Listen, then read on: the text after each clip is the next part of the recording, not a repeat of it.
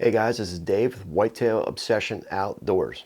And the reason I'm making this video now is because we had this, big snowstorm come across most of the Midwest here and eastern side of the world. And where I'm at in Maryland, we got roughly about anywhere from about 10, maybe 12, 14 inches, something like that.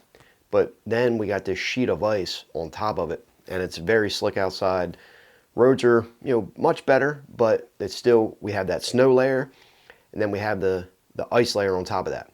And the problem with this is that when it comes to frost seeding, is that people are always in a rush. We're always in a rush in the world. That's just the way that it is.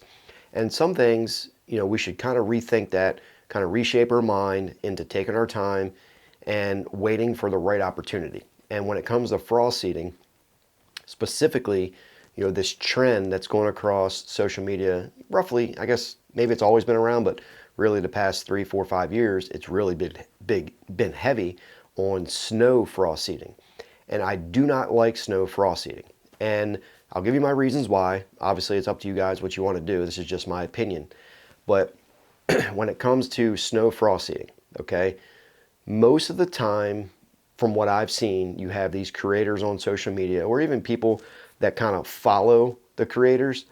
They start to spread what they see on social media. That's how rumors get started and how trends begin. And you have these creators, making these frost seeding videos that's in the snow. And I think that it's because they just want to get content out to create, videos for the companies that they're, sponsored by, which is fine. But, there's a right time to do things and there's a wrong time. And when it comes to snow frost seeding, the problem with it is when you have a layer of snow across the ground, no bare soil showing, and you go there, you're walking with your hand spreader and you're spreading this seed on top of the snow. It creates ice, right? The sun comes out a little bit, starts to melt that top layer of snow, creates ice, and it can cause that seed to run off, and you're wasting a lot of seed. Not only that, the snow's on there, you put this seed on there. A lot of these seeds have these coatings. Sometimes they're blue, sometimes they're gray, whatever, but they stand out in the snow. Makes it easier for birds and stuff to peck the seeds away. So it's this trend where, people are broadcasting the seed directly on top of the snow. It freezes on top of the snow, it can run off. It's just it's less effective.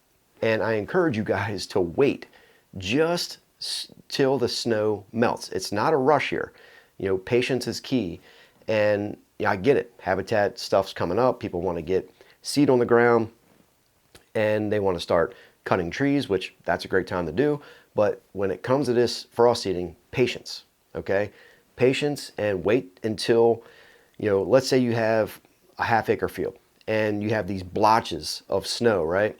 And you have bare ground. So you have these blotches of snow that's left and you're getting a warm day and you're like, okay, I'm evaluating this little spot here.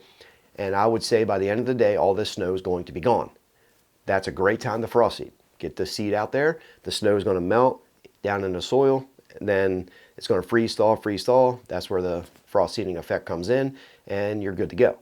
So if you just wait, just wait until that snow is gone or you're starting to see blotches of bare ground, that's the right opportunity to frost seed. Do not follow the trend of snow frost seeding. Be patient and you'll have way better results. And frost seeding is a very effective way to maintain a clover food plot, but also establish a new clover food plot.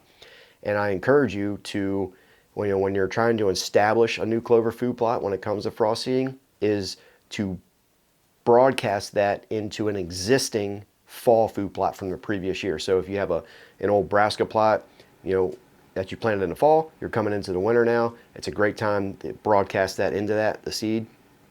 But if it's an area that you've never prepped, it was full of weeds leading into the winter time, and you go to broadcast that seed in there, which is a frost seeding method to do, you're going to have minimal results because in the spring you're going to be fighting the weed competition and it's going to really smother out that clover.